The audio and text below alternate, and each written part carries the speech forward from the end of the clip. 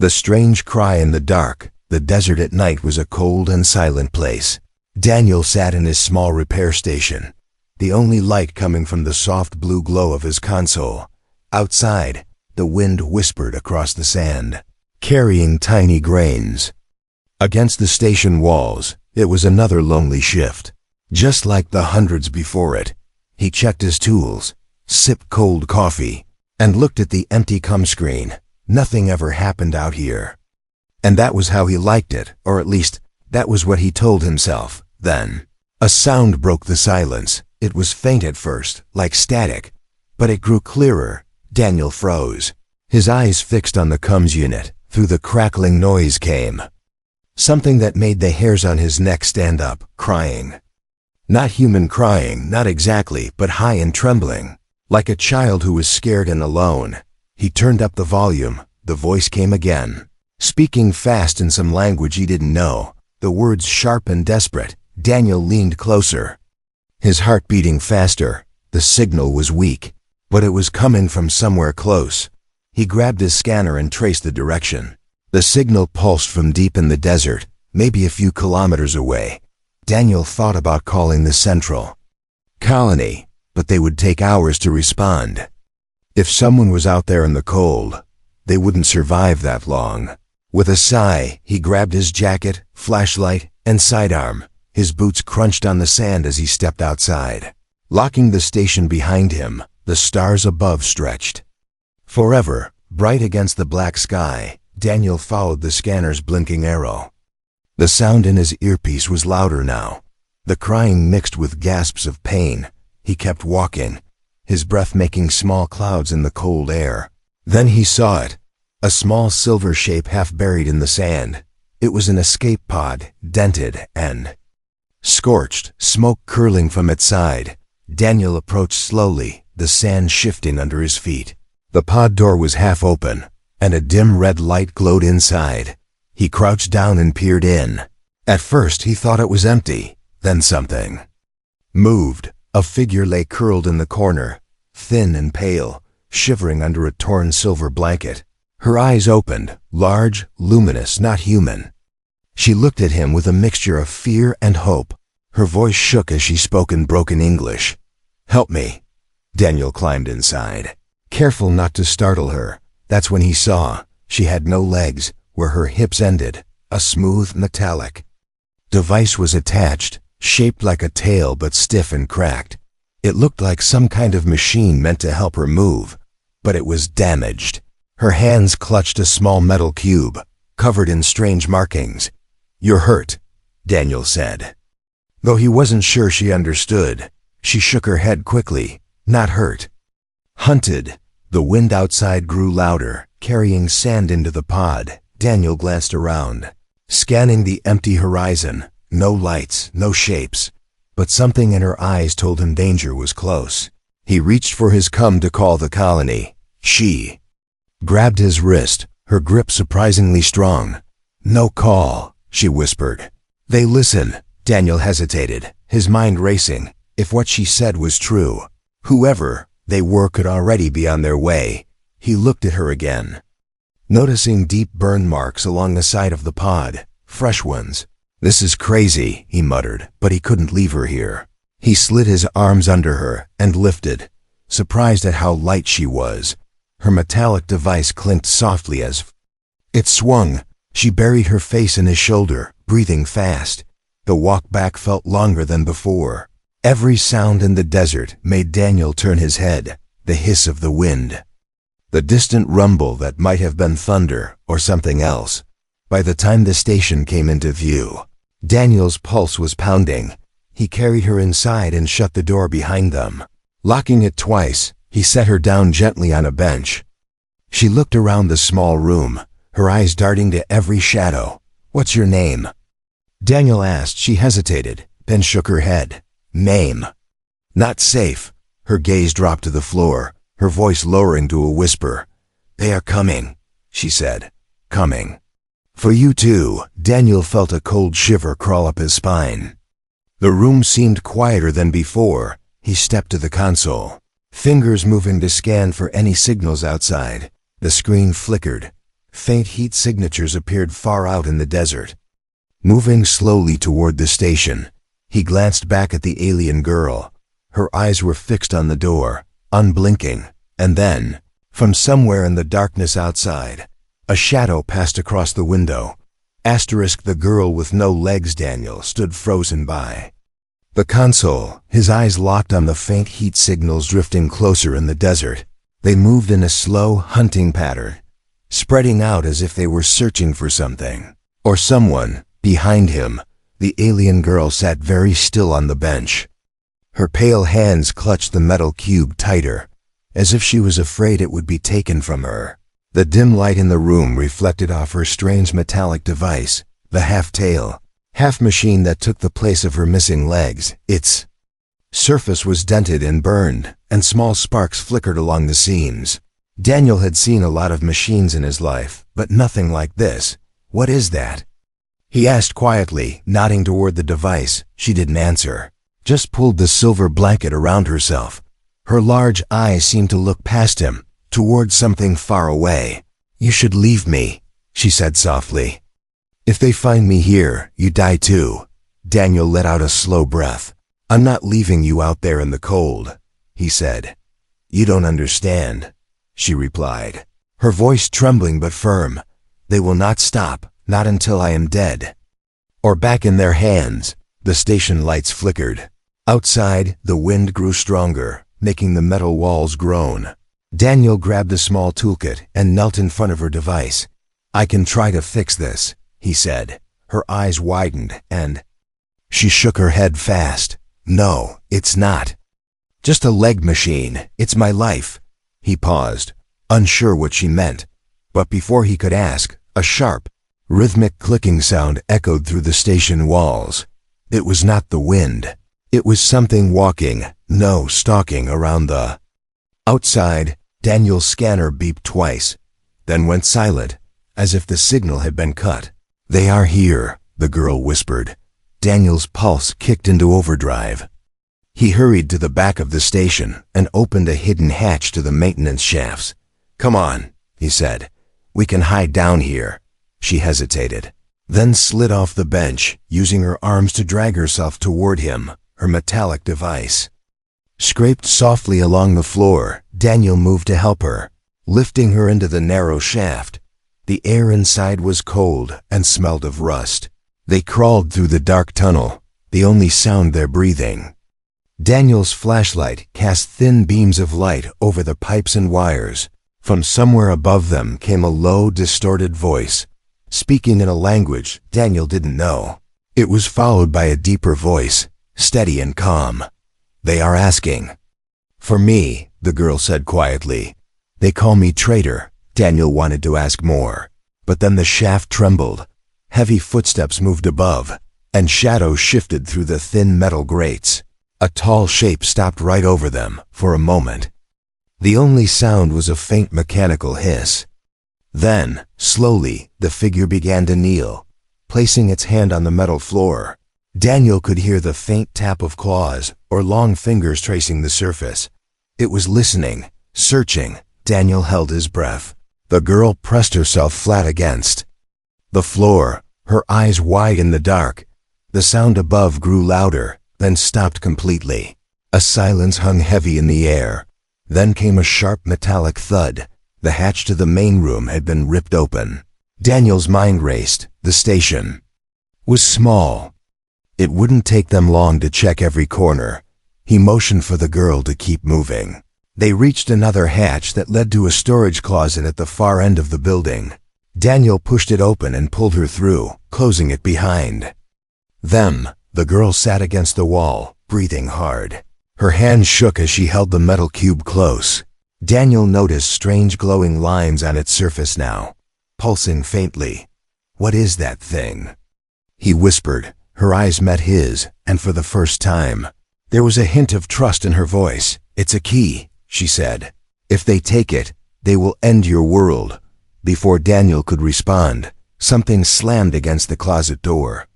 From the other side, a long shadow spilled through the gap at the bottom, stretching across the floor toward them. The girl's grip on the cube tightened. "They have found us," she whispered. Visitors from the void. The closet door shook again, harder this time. Dust drifted down from the ceiling, and a thin line of light flickered through the cracks. Daniel gripped the handle of his sidearm, but his hands were damp with sweat. The alien girl, still clutching the glowing cube, leaned closer to him, her voice almost a breath. "If you fight, they will smell your fear." The door burst inward with a sound like tearing metal. 3 tall figures stepped into the cramped space, their heads brushing the ceiling. They wore black masks shaped like skulls, each with narrow slits where eyes should be.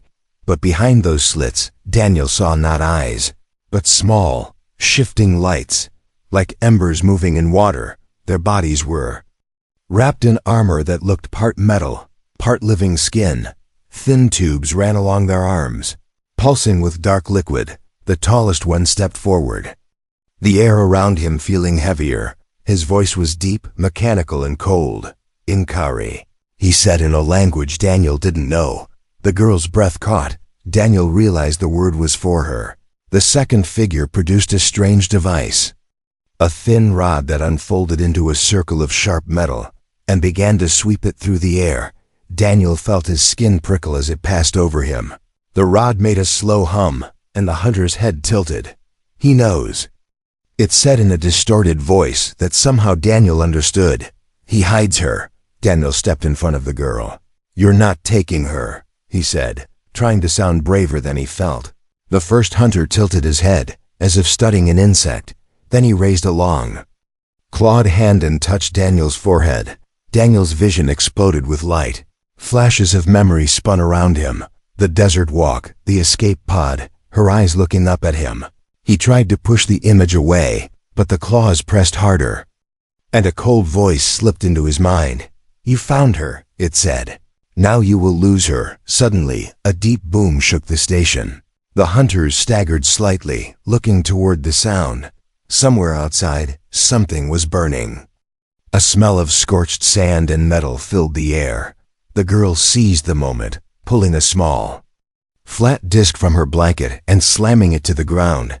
It burst with a blinding flash of blue light. Daniel's eyes burned, and the room became shadows and shapes. The girl's voice was urgent. "Move now." Daniel grabbed her and ducked under the swinging claws of the nearest hunter. They ran, or rather Daniel ran and carried her, through the open door. Past the broken hallway, the station lights flickered wildly, revealing deep claw marks in the walls. From behind, the hunters gave a strange, echoing cry. Not anger, but something worse. It sounded like hunger. They burst out into the cold night. The desert stretched in every direction, silver under the moonlight.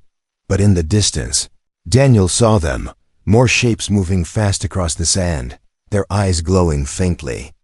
The girl looked back and said one word in her own language, her voice full of dread. "Pack." Daniel didn't ask what it meant. He just ran toward the low dunes, the wind tearing at his jacket. Behind them, the hunters poured out of the station, like shadows, their tall forms moving with unnatural speed. One of them leapt forward, landing far too close. Daniel felt a claw swipe past his side, slicing the fabric of his coat. The girl twisted in his arms and pointed toward a dark ridge ahead. "There," she said. "Hurry." A narrow crack in the rock came into view, barely wide enough for one person. Daniel dove inside, scraping his shoulder on the stone. The girl wriggled free and pulled something from her device, a small, glowing shard, which she jammed into the wall. A faint energy field shimmered across the opening. The hunters reached the ridge seconds later. One of them slammed a claw against the invisible barrier, sending ripples of light through it. They stared at Daniel through the field, their masks unreadable. Then the tallest leaned close and spoke slowly. "We will wait." The girl's eyes stayed locked on theirs, her voice shaking. "They don't lie," she said. "They can wait a long time." The escape. The hunter's glowing eyes stayed fixed on the narrow crack in the rock. Daniel could feel their presence like a heavy weight pressing against the air. The girl, her hands trembling, pulled the glowing shard from the wall. The energy field flickered and died. They will break it soon, she said. We must go down. Before Daniel could ask what she meant, she pressed her metallic device against the stone floor. With a low hum, a hidden panel slid open, revealing a dark shaft leading into the ground. Cold air rose from it, smelling faintly of metal and damp earth. They won't follow underground, she said. Not yet. Daniel didn't like the word yet, but there was no time to argue. He climbed in first, lowering himself down a narrow ladder. The walls were rough, streaked with veins of some dull blue mineral. The girl slid down after him, her device making soft clicks as it gripped the rungs. The shaft opened into a low tunnel lit by faint strips of glowing crystal. The light made the stone look alive, shifting with pale colors like breathing skin. Daniel shivered and glanced at the girl. Where does this go? He asked. To the old veins, she said. Before my people came, another race lived here. Her words sank in slowly. This world had more than one alien history. The tunnel floor sloped downward, the air growing warmer with each step. Small carvings lined the walls, swirling patterns, eyes that seemed to follow them. Daniel reached out to touch one, but the girl caught his hand. Don't, she said sharply. They are not just pictures. They moved deeper until the tunnel split into two paths. From one came the sound of running water. From the other, a faint vibration. Like distant machinery, the girl pointed to the second path. That way leads to a place where I can hide the key. She said, if I fall, you must take it. Daniel looked at the cube in her arms, its glowing lines pulsing slowly. What's inside it? He asked. She hesitated, then whispered, a map to the last human fleet. His mind reeled. He had grown up hearing the story of the fleet that vanished. Decades ago, they were heroes, but everyone believed they were dead. You know where they are? He asked. I know where they were, she said. If they still live, this will find them. A sudden crack echoed behind them. Daniel turned and saw dust drifting from the tunnel roof. The hunters had found the shaft. Shadows stretched along the walls, long and sharp. The girl's voice was low but urgent. Run! They raced down the second path, the tunnel bending sharply left and right. The vibration grew stronger until Daniel could hear a deep, steady pulse. They burst into a vast underground chamber. It was filled with old machines, huge wheels and gears half buried in rock. Water dripped from the ceiling onto rusted platforms. The air buzzed with a strange static. The girl pointed to a massive hollow wheel lying on its side. Inside, she said. There is a cache. I can place the key there. Daniel lifted her in, watching as she opened a hidden hatch and slid the cube inside. When she closed it, the glowing lines on the cube dimmed. It will stay hidden, she said, even if they take me. Before Daniel could reply, a high-pitched screech cut through the chamber. One of the hunters stepped out of the shadows, its skull mask tilting as it spotted them. The others followed, moving like black fire through the crystal light. The girl gripped Daniel's arm, her voice breaking. They shouldn't be here. This place is not for them. The hunters advanced slowly, their claws tapping the stone. The tallest one spoke, his voice echoing off the chamber walls. Give it, he said, and you will die quickly. Daniel's heart pounded. He stepped between the girl and the hunters. No, he said. The hunter's head tilted, and in that moment, Daniel realized they were blocking the only exit. The girl leaned close, her voice barely a whisper. There is another way, but it will hurt. The chase. Daniel didn't like the way she said it. Another way, but it will hurt. Before he could ask, the girl reached into a compartment on her metallic device and pulled out a thin, glowing strip. She slapped it against the stone floor, and a sharp crack split the ground beneath them. Hot, damp air burst upward, carrying the smell of deep earth and something metallic. The hunters froze for only a moment, then stepped forward, claws scraping the stone. The girl grabbed Daniel's arm, her voice urgent. Jump! Daniel looked down into the dark gap. A rushing sound came from far below. He had no idea what was under there, but the hunters were already moving, so he jumped. The girl followed, curling her body around. Her damaged device, they fell into freezing water, the shock knocking the breath from Daniel's lungs. The current seized them instantly, dragging them into a pitch-black tunnel. Daniel gasped and fought to keep his head above the water. The girl clung to his shoulder, her grip iron-tight despite her size. "This is the old water vein," she shouted over the roar. "It will take us far." The current slammed them against smooth rock walls, spinning them in the dark. Daniel tried to see, but there was no light, only the sound of rushing water and his own heartbeat. Somewhere behind them, a sharp splash echoed. "They followed," the girl said, her voice flat. Daniel could almost feel the hunters in the water, shapes moving too quickly, slicing through the current like predators. He kicked harder, letting the flow pull him faster. The tunnel twisted and dropped suddenly, and they were thrown into open air before hitting another section of churning water below. Daniel's side burned where he hit the surface, but he kept going. Ahead, a faint glow appeared, pale blue light filtering in from cracks above. The girl tapped his shoulder and pointed toward it. They fought the current and managed to grab onto a jagged ledge, pulling themselves into a narrow air pocket. Daniel coughed hard, water running from his hair into his eyes. "Where are we?"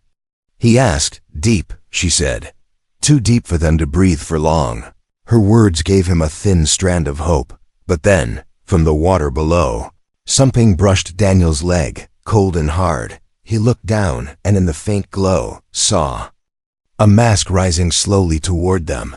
The hunter's ember-like eyes burned in the water.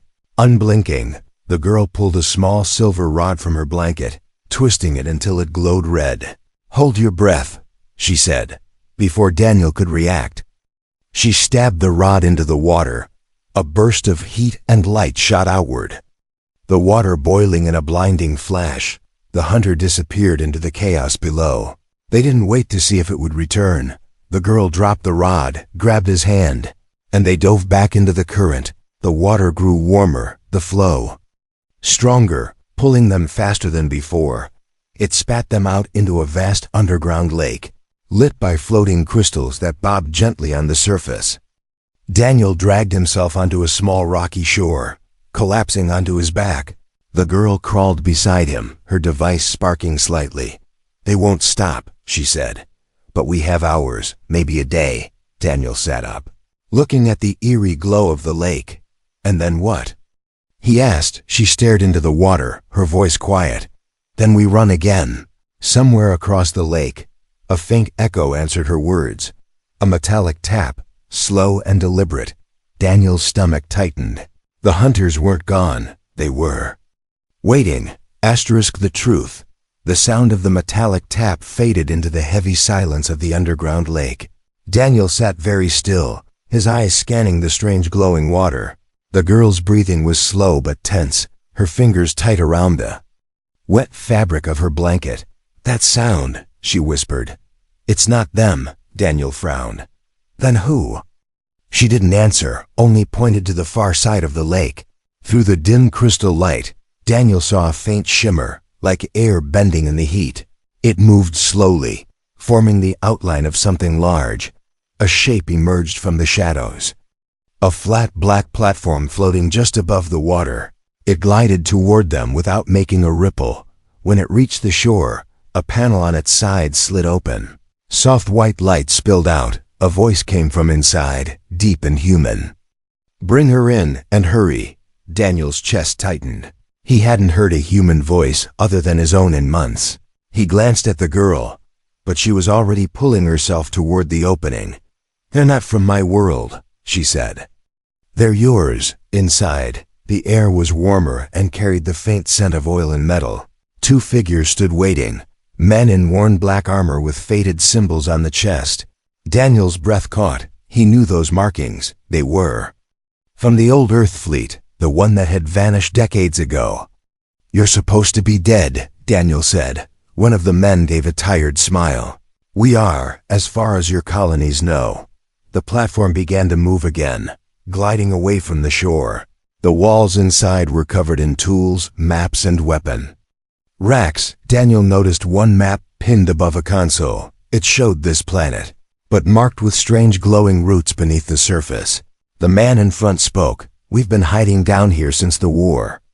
This place was built by the ones who lived here before. We just learned to use it.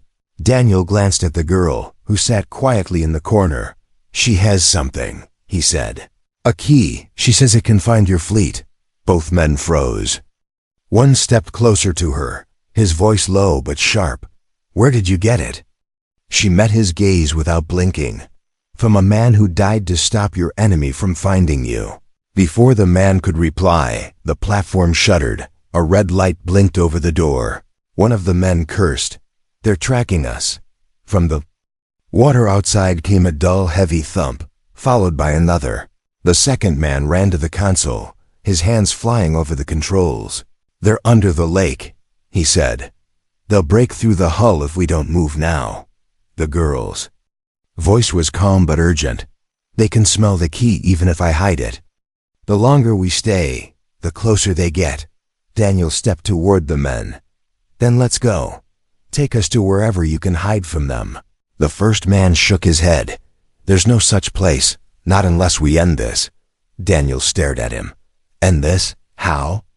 The man's eyes flicked to the girl, then to Daniel. By using what she carries, and you, to bring the last fleet home. The platform jolted as something slammed against it from below. Water sprayed through a thin crack in the floor. The girl gripped Daniel's arm, her voice steady. If we do this, you will never go back to your old life. Daniel looked at her, and then at the men. Outside, a shadow passed under the glowing lake, larger than any hunter they had seen. Then, we do it, Daniel said. An unlikely bomb. The platform rocked hard as another impact slammed into its underside. Metal groaned, lights flickered, and the glowing lake outside swirled with shadows. Daniel gripped the wall to steady himself, his eyes darting to the girl. She held the metal cube close, her face calm but her eyes sharp. They won't stop, she said, not until one of us is gone. One of the men from the lost fleet tossed Daniel a rifle, unlike anything he had seen before. It was heavy, the barrel lined with faintly glowing rings. Point and hold, the man said. It will do the rest. The second man rushed to the controls, pushing the platform toward a tunnel at the far end of the lake. The water around them erupted. A hunter burst from below, claws tearing into the air. Daniel raised the rifle and squeezed the trigger. A beam of white-hot light roared out, cutting through the hunter's mask. The creature fell back into the water with a hiss, but more were coming. 3 shapes glided just under the surface. Circling, the girl crawled to the control console.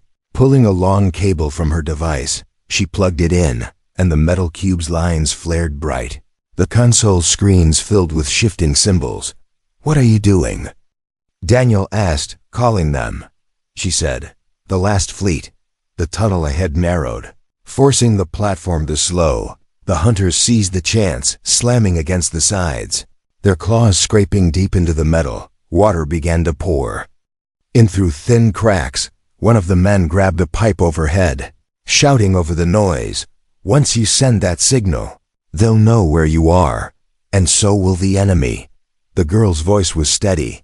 We need them before we're all gone. The cube pulsed faster, each beat sending a faint hum through the air. Daniel fired again, forcing a hunter back, but another leapt from the water, landing on the deck, its glowing eyes locked on the girl.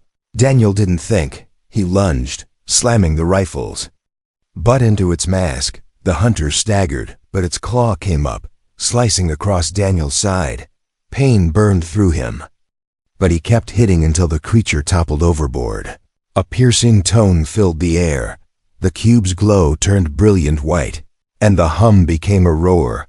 From somewhere deep in the lake's tunnels came a new sound. Engines, dozens of them. The men on the platform froze, their eyes wide. They're here, one whispered. The water ahead split as massive shapes rose into view, sleek, silver ships with the old Earth insignia glowing on their sides. Their hulls shimmered with shields, and their weapons glowed with power. The hunters hesitated, then vanished into the depths. The largest ship lowered until it hovered over the platform. Its bay doors opening, Daniel turned to the girl. "You found them," he said. Her eyes softened. "We found them." The men moved quickly, guiding them aboard the great ship. Inside, the air was warm, filled with the steady thrum of the engines.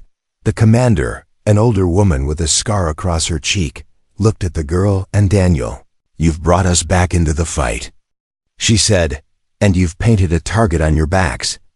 Daniel glanced at the girl. "So, what now?" She gave a small smile, her hand resting on his arm. "Now we don't hide anymore." The ship's engines roared, lifting them toward the surface. Through the viewport, Daniel saw the lake vanish below, swallowed by shadow above. The stars opened up like a vast waiting ocean. The girl reached out, and without thinking, Daniel took her hand. It was warm, her 3 fingers curling around his. They stood together as the fleet spread out in the darkness, moving toward a war that was already coming. And somewhere, deep in the void, the hunters waited.